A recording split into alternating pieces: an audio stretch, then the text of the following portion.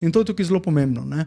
Ker pri B2B e-commerce zdaj jih počasi je veliko in kdaj se bo ljudje odločili, a bo tega uporabil, a greš v Mercator, a greš v Spar, a greš v Hofer, karkoli. Ne? Pri B2B e-commerce je isto.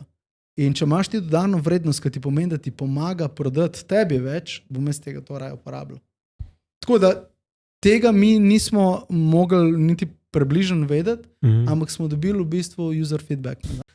Zdaj, verjamem, da v B2B je tudi ta del ful pomemben, ker tam pa nekdo, tako kot si prej rekel, nekdo vsak dan pri tebi kupuje. Ne? Torej, tega imamo v B2C-u veliko manj. Torej, pomembno, da je nekdo hiter v tem svojem procesu, ker je vsak dan tam. Ampak kaj bi rekel, da so še neki taki distinktivni featurji ali pa neke funkcionalnosti B2B e-commerce, ki jih v B2C-u sploh ne vidimo? Prva stvar, ko bom rekel, bom še en korak nazaj spet, skozi nazaj hodim. Propozit malo naprej, guys. Ok, tukaj se že malo ne vezujem na marketing. Ampak ti bom vrgel kost, ajde.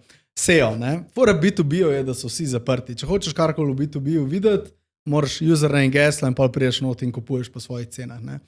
Ampak gotovili smo čez leta, da je to v resnici ful velika napaka. Veste zakaj, ne? Ja, ker dejansko tudi nove stranke pridajo, ko imaš ti enkrat e-coma, ne? Tako, se pravi, enkrat, ko si ti odprt na vzven Google, kar naenkrat nekdo, ki išče nekaj v zvezi s tem, vas Google najde, pa vse veste, to iščejo partnerji, končni kupci vsi. Vse končni kupci hitro filtriraš, ker rabiš pri registraciji obvezno davčno številko podjetja. Itak. Ampak to je ključno v bistvu, da B2B, moj predlog je, da če nastopate na tržišču, ker se išče nove kupce, da se vedno odpira na vzven Google. In tam je bilo pa zanimivo, kako bo integriral AI v svoj proces naročanja. Se pravi, da mi bomo naročili, zelo podobno, kar že Tesla malo dela, ne? Mi bomo naročili avto, vse si bomo lahko naklikali, sploh ne več na sajtu, kar v Viberu, v bistvu boš ti imel chat integriran v Viber, WhatsApp, izberite si kanal, ne? WeChat.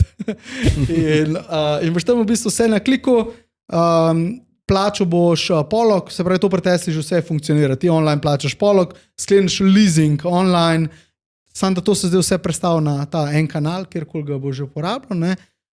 Prikaže ti avto, vse pogledaš, naročiš, ti ga prepeljejo, v bistvu dobiš samo obvestilo, kdaj ga prevzameš in potem tudi ta poprodajni proces, ne?